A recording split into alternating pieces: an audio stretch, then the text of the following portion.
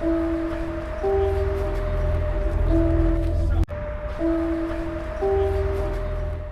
started working at Walmart when I was 19.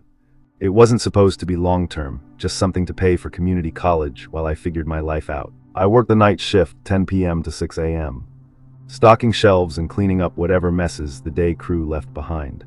Most nights were uneventful, mindless work. Fluorescent lights, the occasional weird customer wandering in just before closing. You get used to the monotony fast. That's kind of the problem. When something does break the pattern, it sticks in your head. The first time I saw the man from aisle 8, I didn't think much of it. He came in around 2:13 a.m. I remember the time because I had just looked at the clock above the break room to see how much longer I had left. He was wearing a dark gray hoodie, jeans, black shoes, face down. No cart, no basket. Just walked in through the automatic doors like he knew where he was going and headed straight toward the back of the store. He didn't say anything, didn't look around. Just walked past me as I was restocking canned goods and turned down aisle 8. That's the cleaning supplies aisle, mops, bleach, air fresheners, boring stuff. I figured he was looking for something specific.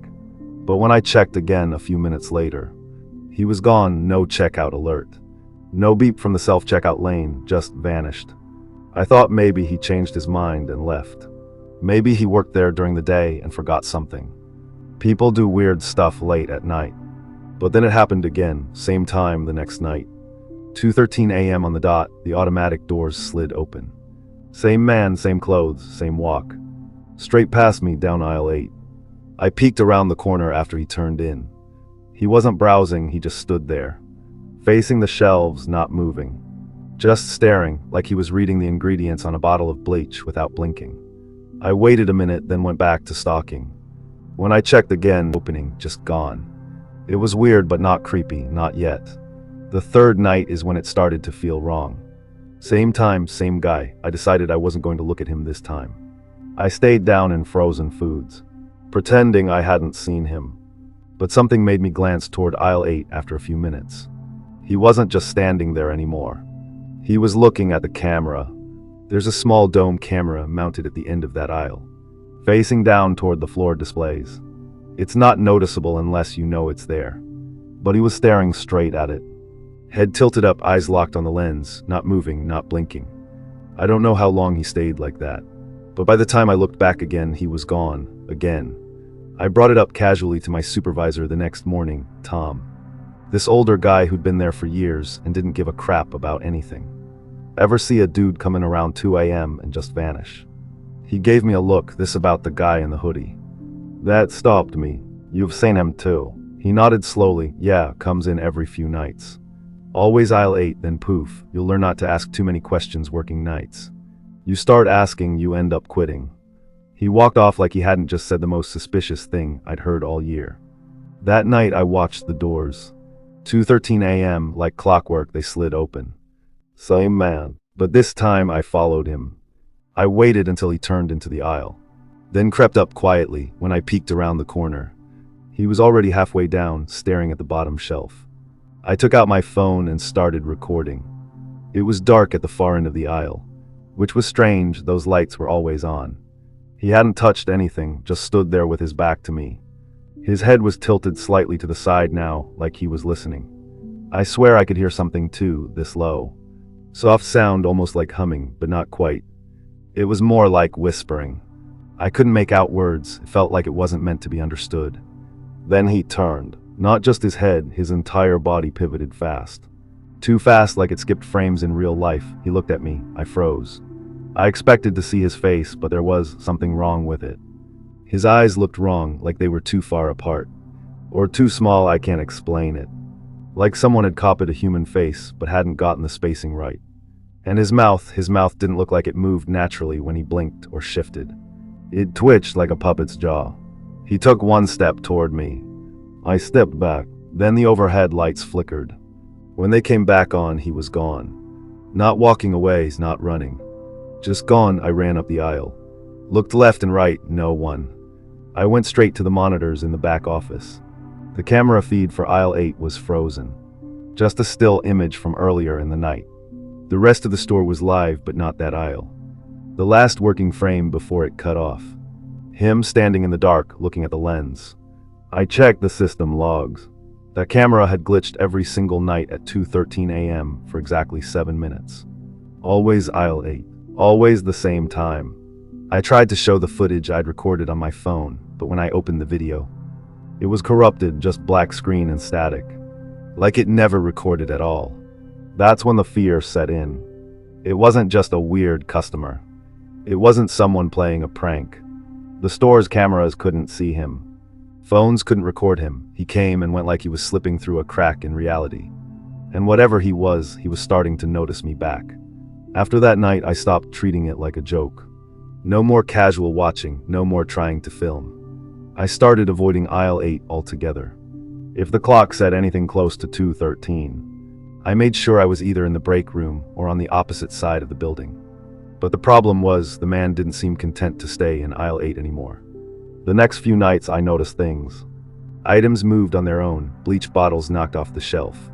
Mops placed in the center of the aisle like someone left them mid-step, even though no one had climbed there. Then the walkie-talkie started acting up. Everyone on night shift carried one. Ours were junk, always had some static or crackling, but this was different. Twice while I was stocking the dairy case, I heard it. My name whispered soft like a breath right against the speaker. Eric. No one else claimed to have said it. I started showing up late, leaving early. Took 2 sick days in a row, but that only made it worse. Because when I came back, something changed. The man from aisle 8 didn't just appear at 2:13 anymore. He appeared wherever I was. Once near the back room, once in the freezer section. And once, the worst time, in the employee locker room. I was just about to punch out. Everyone else had left for the night. I walked into the locker room and felt it immediately, a stillness. Like the air had thickened. I turned the corner and saw him standing at the far end. Closer than he'd ever been before. No shelf between us, no lights to dim it. Just me and him, face to face. And this time he smiled. It wasn't a natural smile, his lips pulled too wide. Too slow, like rubber stretching over bone. His teeth were small, too many of them. He didn't move, didn't blink. But I ran. I ran straight out of the locker room. Down the hallway, through the fire door. I didn't care about alarms, I didn't care if I got fired, I just wanted out. No one ever followed up, no manager called about the fire door. No write-up, it was like they didn't even notice I left early. So I did what I probably should have done weeks earlier. I asked questions. I started talking to the day staff. Casually, quietly, asked how long the cameras had been glitching on aisle 8. Asked if they ever saw someone who didn't show up on the monitors.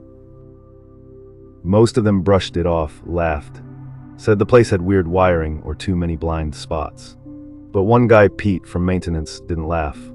He told me something I still can't get out of my head. That a long time ago, before the store was even a Walmart, the building was something else. A regional warehouse back in the 80s. Maybe earlier there had been an incident. A fire, they sealed off part of the underground section and never reopened it. He said the foundation still had an old storage level, sealed behind a metal door that no one used. Don't go looking for it, Pete said. You don't want to see what's down there. But of course I did, because I knew where the man from aisle 8 went when he disappeared. I'd seen him vanish too many times. No front exit, no side doors. Not even a blip on the camera feed. He had to go somewhere. So on my last shift at Walmart, I waited until just after 2 a.m. I slipped away from the stocking crew and made my way to the back room. I had memorized the layout by now. There was a narrow hallway past receiving that no one ever used. Blocked by 2 empty pallets and a stack of broken down cardboard. Behind it, a metal door. Unmarked, no handle, just a lock. But someone had snapped the bolt years ago. The door creaked open if you pulled hard enough. It opened into a stairwell. Cold air rushed up at me. It smelled like dust and rust and something sweet like rotting fruit. I clicked on my flashlight and stepped inside. The concrete stairs creaked under my feet. The door closed behind me. I went down 12 steps. At the bottom was another hallway, long, narrow, filled with old shelving units. Empty boxes, broken plastic bins. A few torn employee vests from an older logo. The floor was damp, there were footprints. Fresh ones. They led around a corner, past a set of lockers that looked like they hadn't been used in decades. At the end of the hallway was a large steel panel, halfway pried open. And through the opening I could hear it. That whispering, low, constant, like 1,000 voices overlapping just under the edge of hearing. I pushed the panel aside. Beyond it was a massive storage room. Ceilings 30 feet high, no lights. But my flashlight picked up enough. Shelves lined the walls, but not Walmart shelves. These were old, wooden, stained. And on every shelf there were things. Mannequins, but not normal ones, they were wrong. All of them bent arms, too long necks. Faces that looked like they'd been molded from memory, but never studied closely. Some had mouths, some didn't. Some had eyes painted on wide, black, staring in opposite directions. And in the middle of the room, standing perfectly still, was the man from aisle 8. He was facing away from me, looking up at something on the wall. I should have run, but I stepped forward, and the instant my foot hit the floor, every mannequin head turned toward me at once. Their joints creaked as their bodies followed. The man didn't move, but I could hear him breathing. Slow, deep, heavy. Then with a cracking sound, his neck twisted all the way around without his body moving, and he looked at me upside down. His mouth opened, and the whispering in the room stopped. What came out of his mouth wasn't words. It was a sound like a chorus of voices screaming backward, like static being pulled through teeth. I ran, back through the hallway, up the stairs, out through the door. When I burst back into the stockroom, the lights were on again, the air was normal. I slammed the metal door shut behind me and dragged a pallet in front of it. No one saw me. No one asked why I was covered in sweat, shaking with a busted flashlight in my hand. I quit that night. Didn't give 2 weeks, didn't even wait to clock out, I just left. But that's not the end, because last week I drove by the store at night. I don't know why, curiosity, stupidity. It was around 2:15 a.m. I parked far back in the lot and watched through the windows. And right on schedule, I saw him, walking past the registers, heading toward aisle 8. I watched until he disappeared into the shadows at the end of the aisle. Then I left. I haven't been back since. But I swear, sometimes when I'm alone at home, in the middle of the night, I hear that same soft whisper coming from under the floorboards. I started working night shifts at Walmart a few months back. Not my dream job, but the pay was steady. And the store was quiet after hours, mostly. The weirdest part about working graveyard wasn't the silence. It was the customers that still came in at 2 or 3 a.m., wandering the aisles like ghosts. Most were harmless, just night owls or people who worked odd hours like me. But then there was the man in aisle 9. I first noticed him about 3 weeks into the job. He wore a faded blue hoodie, jeans, and a gray beanie pulled low over his head. Nothing strange about that, but what stuck out was that I always saw him standing in the exact same spot, halfway down aisle 9, right by the canned vegetables. He didn't have a cart, never carried anything. Never moved, just stood there staring at the shelves. At first I figured he was comparing prices or lost in thought. I'd see people zone out all the time, but this guy didn't flinch, ever. One time I dropped a whole box of canned corn 2 feet away from him, and he didn't even blink. Weird, but maybe he had earbuds in or something. The next few nights I saw him again. Same hoodie, same jeans, same spot. Never grabbing anything, never even turning his head. That's when I asked Eddie, the guy who handled stock rotation before me, if he'd ever noticed him. Tall guy in a blue hoodie, Eddie asked. Yeah, always in aisle 9. Eddie's face darkened. Man, I thought he was just my imagination. You've seen him too. Yeah, what? He didn't answer, just muttered something like, don't stare too long. I tried not to think about it, but the next night I couldn't help myself. I walked down aisle 9 slowly, pretending to scan the shelves, sneaking glances at the man up close. I noticed something off. His clothes looked worn, like way more worn than they should. His jeans were frayed at the cuffs, and his hoodie had small holes in the sleeves. His sneakers were scuffed and looked decades old. And then there were his hands. They were just wrong, pale, thin, and motionless, hanging at his sides. His fingernails looked dark, like they were stained or decaying. I stepped a little closer and cleared my throat just to see if he'd respond. Nothing. I backed away and left the aisle. Whatever this guy was doing, I didn't want to be part of it. Later, during break, I checked the cameras with Lisa from security. I didn't tell her much, just that I thought someone was hanging out in the same aisle every night. We rewound the footage to the previous week. There he was standing in the exact same spot. But when Lisa fast-forwarded the footage over several hours, he never moved, not once. Even weirder, she pointed something out I hadn't noticed before. "Look," she said, "he's there at 2:13 a.m. on Monday. And here he is at 2:13 a.m. on Tuesday. Exact same time, same position. Wait, are you saying he just appears there?" Lisa didn't answer. She just slowly sat back in her chair, staring at the screen. Then she asked something I'll never forget. "Have you ever actually seen him leave?" That night I avoided aisle 9 completely. I busied myself with restocking health and beauty, far on the other side of the store. But even then I felt watched, like someone was staring at me from across the rows of shampoo bottles and deodorant sticks.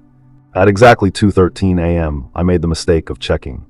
I peeked around the end cap and looked toward aisle 9.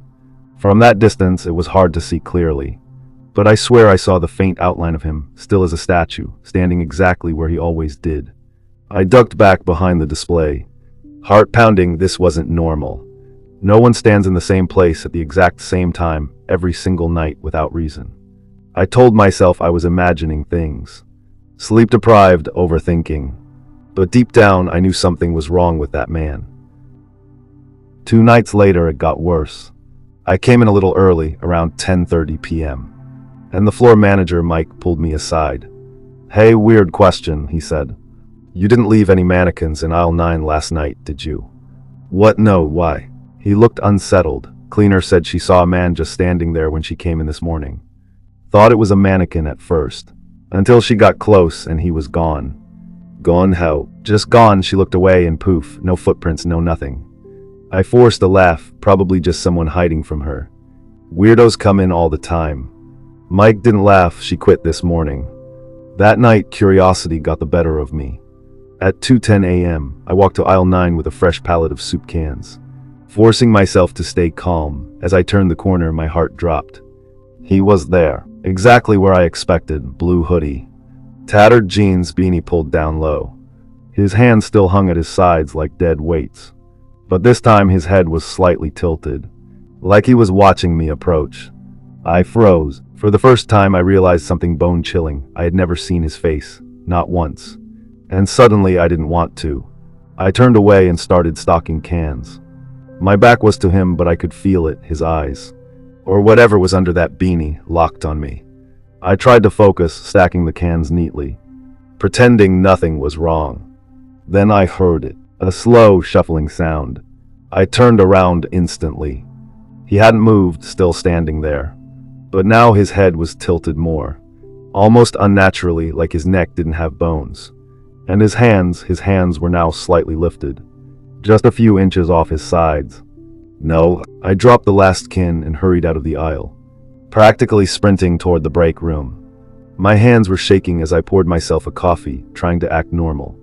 I didn't tell anyone that night. I didn't want to sound insane. The next day I called in sick. Just couldn't bring myself to go back. That evening Eddie texted me. "Dude, you working tonight? Lisa's gone." I called him. "What do you mean she's gone?" "She left in the middle of her shift. Her car's still in the lot, security room's a mess. Footage is missing, like manually deleted. Only thing left was one clip. He sent it to me. I watched it with the volume off at first. It was grainy, recorded from the overhead cam in aisle 9. Lisa was standing there alone. Flashlight in hand, she aimed it down the aisle, nothing, just shelves. Then a flicker, one frame. The man was suddenly there, closer than usual. The video glitched, then jumped again. He was now just a few feet behind her. Then black. That was it. The police were called, a missing persons report was filed. They reviewed the footage and wrote it off as a system error. Said she probably had a breakdown and wandered off. But Eddie and I knew better. He asked me one question before we ended the call that night. "Do you think he's stuck there?" I didn't answer, because in my gut I felt something worse. "I think he chooses to stay." After Lisa disappeared, everything changed. The night shift crew got shuffled. New security was brought in. Management told us not to talk about the incident. But people whispered anyway. Everyone had theories. Some thought Lisa ran off. Some said she saw something she wasn't supposed to. But no one said what we were all thinking. It had to do with him. The man in aisle 9. I tried to avoid him for a few nights. I asked to work in the back room just to stay away. But I couldn't stop thinking about him. About that video, that final frame, him. Standing inches from her, motionless. I started to notice small changes. The lights above aisle 9 began flickering more than usual. Products would shift or fall for no reason. The shelf where he stood always had something knocked over. Dented or out of place, like he was trying to reach for something or someone. Then one night Eddie didn't show up. At first I thought maybe he called in. But around 3 a.m. I found his phone sitting on the floor outside the stockroom. Screen cracked, still on. The last thing he texted me. Hey, moved. I told Mike, told him everything. About Eddie, Lisa, the video, the man who never left. Mike stared at me like I was nuts. There's no man in aisle 9, he said. We don't even have footage from that part of the store anymore. Cameras are out. I left early that night. I couldn't sleep, couldn't eat. And worse, I started seeing him outside of work. In reflections on sidewalks, always just a glimpse, a man in a blue hoodie watching from a distance. One night I came home and found a dented can of green beans sitting on my kitchen table. No one had keys to my place. I quit the next day. Blocked the store number, changed apartments, moved across town. For a while things were fine. I picked up a delivery job, kept my head down. Then last week I got a call from an unknown number. The voicemail was nothing but static. And one quiet whisper at the end. Aisle 9. This morning I went to the grocery store for the first time in weeks. Not a Walmart, some local shop near my new place. I was walking down an aisle looking for cereal, when I noticed something off about the shelves ahead. A man was standing there. Back turned, blue hoodie, frayed jeans, scuffed sneakers. He wasn't moving. I froze, every instinct told me to turn around and leave. But I couldn't, I just stared at him, transfixed. And slowly he turned his head. Not fully, just enough for me to see part of his face beneath the bani. His skin was pale and sunken, like he hadn't eaten in months. His eyes, there was nothing there. Just void, not even black, just absence. And then his lips moved. No sound came out, but I understood. You saw me, you spoke about me. He took one slow step toward me. I ran. I don't know what he is, I don't know if he ever worked there. Or if he ever existed in the way we think of people, but I do know this. He's not tied to aisle 9 anymore. Wherever I go, whatever store I enter, if there's an aisle marked 9, I skip it. If you work late shifts, if you ever see a man just standing there doing nothing, don't speak to him. Don't look too long. Don't ask questions, because once you acknowledge him, he never leaves you. Walmart night shifts are quiet, that's why I like them. No customers, just shelves, soft fluorescent hums, and the occasional beep from the scanners. I could throw in my earbuds, stock for 6 hours, and clock out without saying a word to anyone. But about a month ago, something started happening. It began small. I'd be in the middle of an aisle, say, cleaning up spilled pet food in aisle 14, and I'd hear a faint click from the overhead PA system. Nothing unusual, sometimes it crackles randomly. But then I heard it again, louder this time. Click, static, silence. That's when I looked up and realized something chilling. The light above me dimmed for a split second. Then the PA crackled once more. And this time it said my name. A whisper but clear. Daniel. That's it, just my name, soft. Drawn out like someone was testing the mic. I froze, dropped the dustpan, looked around. No one, just me and the store. I radioed the security booth. Hey, is someone messing with the PA? Silence. Then a voice responded, I didn't touch anything, you good. It was Marcus, the security guy that night. He sounded normal, calm. I lied, yeah, just heard static, thought it was you. He chuckled, this place has a mind of its own, welcome to Walmart. I laughed it off and went back to work. The next night I walked into the back room and passed by the PA controls. I paused, looked through the small glass window into the booth. Marcus was there drinking coffee. Headphones on, the mic light was off. Still, as I walked into the loading bay, I heard it again. Click, Daniel. This time it was clearer, right above me. Like the ceiling itself had whispered. I rushed back toward the security booth and knocked. Marcus took off his headphones. What's up? You sure you're not messing with the mic? He looked annoyed. Dude, I haven't touched it. You can check the logs. Last mic access was hours ago. He wasn't lying. I checked. Nothing had been triggered. But someone or something was saying my name. The next few days I tried to ignore it.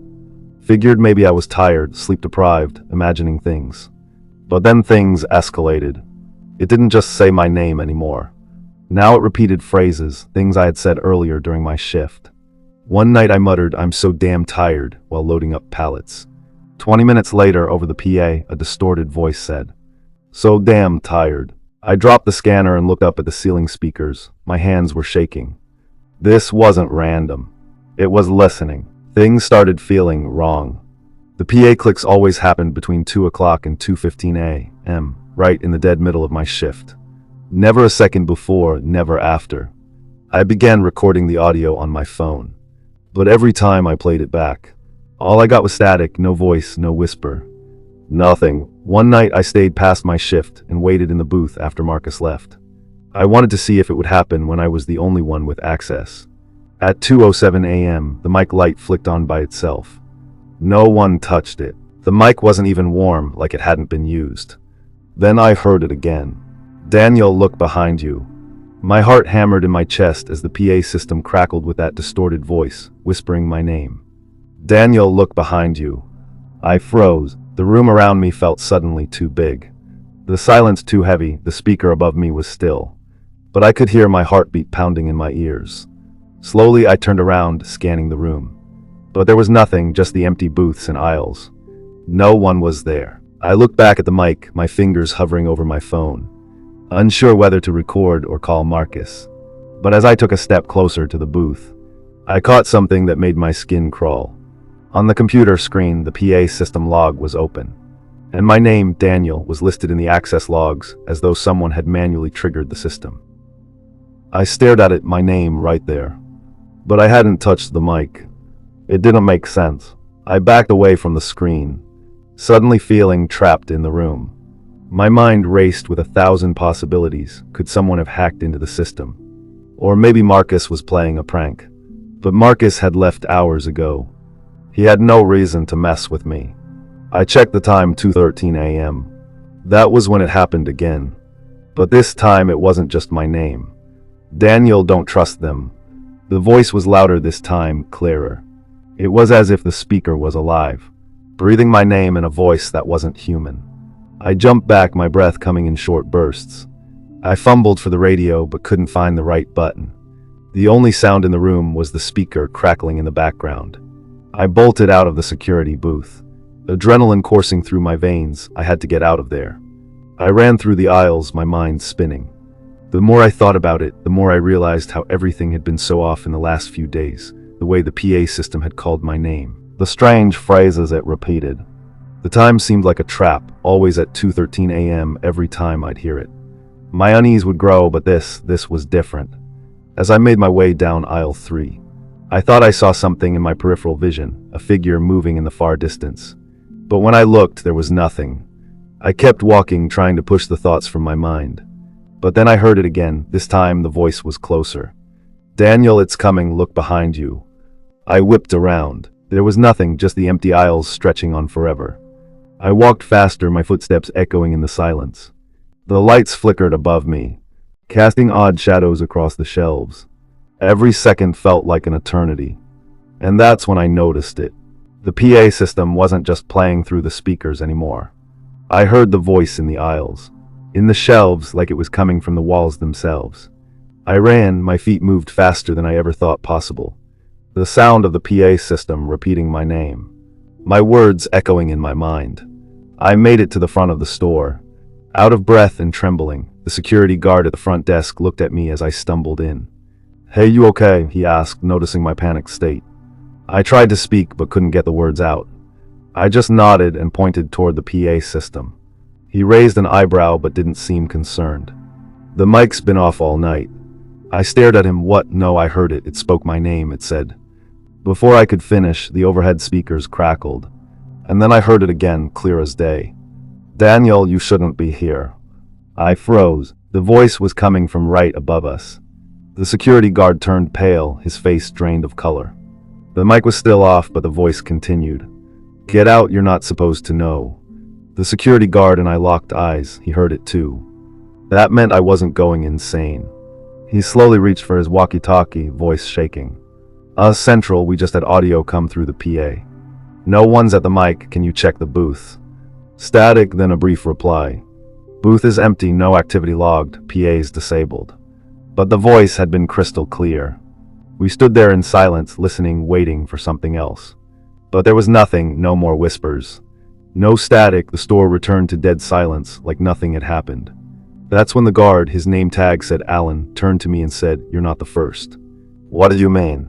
He looked around and then lined in. 2 years ago, a cashier named Tasha started hearing the same thing. PA calling her name, then it started repeating her thoughts. She quit, left town, never came back. I swallowed hard. What about the others? 4 I know of, he said, all gone. All after hearing the system speak when no one was near it. Later that night, I couldn't sleep. I dug through old news archives, employee forums, Reddit threads, anything related to Walmart late shifts and PA system glitches. I found one post buried in a conspiracy subreddit. Walmart night shift, PA knows your name. Posted by Anonymous 717. Every night, same time, 2:13 a.m. it starts with a whisper. Then it knows your thoughts, eventually. It starts giving warnings, some people leave. Some vanish. If it ever speaks while you're looking in a mirror, run. That was all. The post had no replies. No upvotes, deleted 10 minutes after it was posted. It chilled me more than the voice itself. 2 nights later, I made the stupid decision to go back. I needed answers, I needed proof. I clocked in, avoided everyone, and went straight to the security booth. I brought my own camera and set it up facing the PA mic, sat down, waited. 2 a.m., 2:05 a.m., 2:10 a.m., nothing, 2:13 a.m., click. The mic light turned on. No one touched it, and then the voice came, louder than ever. Daniel, you should have left. It paused, then whispered, check the mirror. My blood ran cold. There was only one mirror in the security booth on the cabinet door behind me. I turned slowly, and I saw something I'll never forget. Me, but not me. The reflection was wearing my clothes. My face, but he wasn't moving the way I was. He was staring back at me dead still, with a faint smile. I reached up to touch the glass, and my reflection didn't move. It just stared. Then it mouthed something. Stay. The mic light blinked off. The room went silent. When I looked back at the mirror, my reflection was normal again. I quit the next morning. Didn't wait for my final paycheck. I blocked every number from the store. Got a new phone, moved out of state. But sometimes late at night, I still hear it. That soft click, the faint static, and then, Daniel, I don't answer. I don't look in mirrors after midnight. And I never walk under ceiling speakers if I can help it. Because once it knows your name, it never forgets.